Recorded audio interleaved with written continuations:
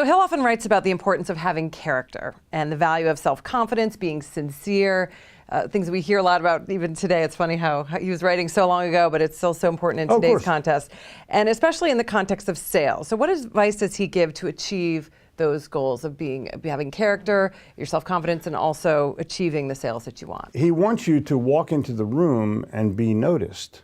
He wants you to sit down in a conversation and be respected and thought of as someone who is either a leader or as someone who had brought creative ideas to the process, and that sets you apart from the person that's just showing up to take. Leaders can be givers or takers. It's a choice. The givers tend to be more successful.